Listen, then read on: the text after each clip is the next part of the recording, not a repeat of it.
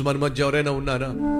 ఆ జీవితంలో విజయం చూసి చాలా కాలమైంది, నా జీవితంలో సంతోషించి చాలా కాలమైంది, నా జీవితంలో చేతి నిండా డబ్బు చూసి చాలా కాలమైంది, నా జీవితంలో కడుపు నిండా భోజనం చేసి చాలా కాలమైంది, ఆ కుటుంబంలో సుఖము సంతోషము సమాధానం కలిగినటువంటి వాతావరణం చూసి చాలా కాలమైంది, ఆ జీవితంలో కంటి నిండా నిద్రపోయి చాలా కాలమైంది.